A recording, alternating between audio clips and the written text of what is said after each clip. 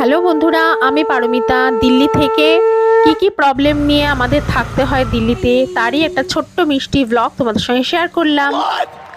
এই বন্ধুরা, চলে এলাম শুভ সকাল।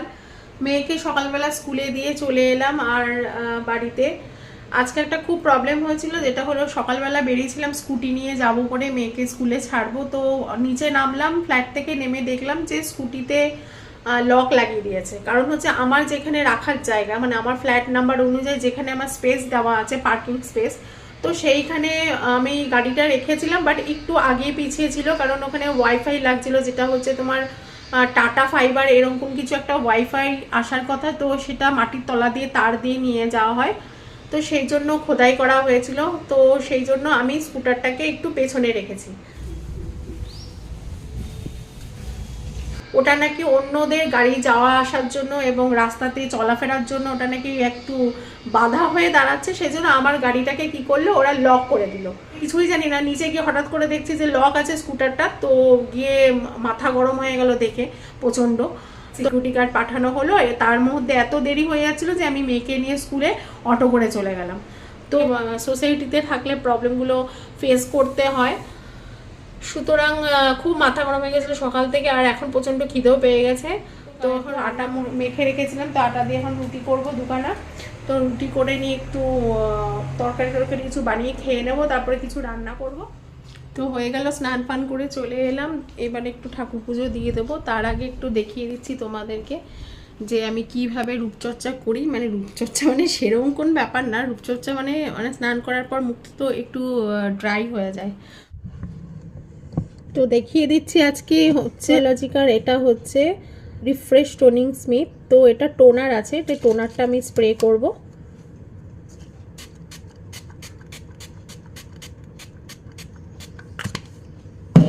কারণ স্নান করে বেরিয়ে আস্তে আস্তে না পাখার হাওয়াতে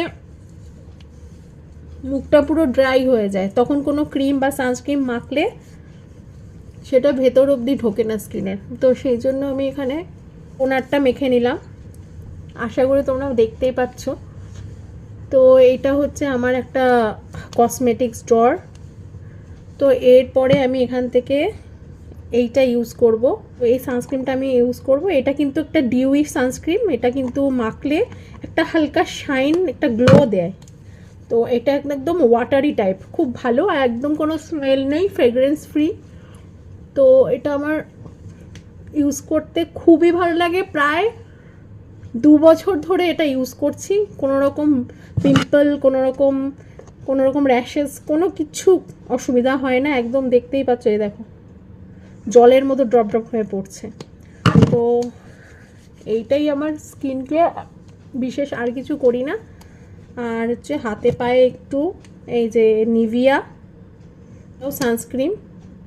তো এই সানস্ক্রিনটা আমি একটু হাতে মেখে নেব, কারণ এখানে দিল্লি গুরগাঁও ওয়েদার খুব খারাপ, রোদ ওঠে চড়া, প্রচণ্ড পরিমাণে এটার মানে এখানে তাপ প্রচণ্ড। তো সেটার থেকে বাঁচার জন্য ঘরের ভেতর থাকলেও আমি এই সানস্ক্রিনটা হাতে মেখে নিই। আর এখানে একটা হচ্ছে লিপ বাম আছে, ব্ল্যাক কালারের লিপ বাম, দেখতে পাচ্ছ তোমরা। এটা আমি রিভিউ করেছিলাম, শর্টসে দিয়েছিলাম। তো এইটা এই হয়ে গেল আমার স্নান করার পরে স্কিন কেয়ার, ব্যাস। এবার চুলটা আঁচড়াবো। 1 মিনিট, আমার মেকআপের যে ড্রয়ারটা তোমাদের দেখাচ্ছি। দেখো, এটা আমার মেকআপের ড্রয়ার। এটা হচ্ছে মামা আর্থেরই একটা সানস্ক্রিন, আর আমি যেটা ইউজ করলাম সেটা হচ্ছে এইটা ডট অ্যান্ড কি 50+। আর অনেকটা হচ্ছে নিভিয়া, এটা ইউজ করেছি। আর এইটা হচ্ছে রেনির লিপ বাম, এটা ইউজ করেছি, ম্যাডনেস। এটাতেই হচ্ছে ঠোঁটের এইচপিটা খুব ভালো থাকে। আর এটা হচ্ছে আমার কসমেটিক্সের তাক, সব রকম আছে মোটামুটি। আর এটা হচ্ছে স্ট্রিক্স প্রফেশনাল হেয়ার সিরাম। তো এটাকে ইউজ করব, একটুখানি নিয়ে নেব, না হলে না প্রচণ্ড ড্রাই হয়ে যায় চুলটা। নিচের দিকে অনেকটা ড্রাই হয়ে গেছে, সেই জন্য বেশিরভাগটা নিচেই দেবো। কারণ এমনিতে ক্রিম মেখে চুল যখন আমরা স্টাইল করি, এইভাবে সরাই রাস্তাঘাটে, তখন ওই ক্রিম, হাতের যে মেকআপ সেইগুলো লেগে লেগে না চুল এমনিতেই অয়েলি হয়ে যায়। তো সেই জন্য সামনেটাতে কম দেব আর পেছন দিকটাতে একটু বেশি করে দিই। সব থেকে ইম্পর্টেন্ট একটা জিনিস বাকি থাকে, সেটা হলো এইটা। সুন্দর লাগে সিঁদুরের ফোঁটা পড়লে, তাই না? তো চলো এবার আমি পুজোটা দিয়ে নিই। আমরা যেমন রাত্রেবেলা মশারিটা নিয়ে ঘুমাই বা দরজা বন্ধ করে ঘুমাই, সেরকমই ঠাকুরকে শয়ন দিয়েছিলাম, শয়ন দিতে হয়। আর এই হচ্ছে আমার ঠাকুরের সিংহাসন। তো এইভাবে পুজো করি, সব ঠাকুরকে একটুখানি জল দিয়ে মুছিয়ে নিলাম, হোলির পরে অনেক নোংরা হয়ে গেছিলো। আর এখানে ঠাকুরকে একটু ফুল দিয়ে দিলাম আর মিষ্টি দিলাম খাওয়ার জন্য। আজকে ছিল সোমবার, তাই শিবের মাথায় একটু জল ঢেলে দিলাম গঙ্গা আর প্লেন জল দিয়ে মিশিয়ে। ভগবানের কাছে এইটুকুনি বলার আছে, ভগবান আমার মনস্কামনা পূরণ করো এবং সবাইকে ভালো রেখো, সবাইকে শান্তিতে রেখো, সবাই যেন সুস্থভাবে থাকতে পারে, কোনো বিপদ যেন না আসে। হর হর মহাদেব। তো পুজো তো আমার শেষ হয়ে গেছে, করে নিয়েছি। রান্না আজকে করলাম মাশরুম আর আলু দিয়ে, ক্যাপসিকাম দিয়ে হচ্ছে চিলি মাশরুম হয়ে গেছে। আর এখানে যে ডাল ফোড়ন দেবো বলে তেল বসিয়েছি, এই হয়ে গেছে ডাল, টমেটো দিয়ে আর তেঁতুল দিয়ে। এখানে করেছি ভাত, আপাতত এই আছে। এবার ডিম সিদ্ধ বসাবো, খেতে বসবো। তার আগে মেয়েকে স্কুল থেকে নিয়ে আসবো। 2 hours later. মেয়েকে আনতে চললাম স্কুলের পথে, লিফটে একজন লোক উঠেছিল। নিচে চলে এলাম। এইখানে রাখা হয়েছে আমার পক্ষীরাজ ঘোড়া, ওই যে দেখতে পাচ্ছ সামনে মাটি ঘোড়া হয়েছে। আর এই হচ্ছে আমার পক্ষীরাজ ঘোড়া, যে দৌড়ানোর জন্য রেডি।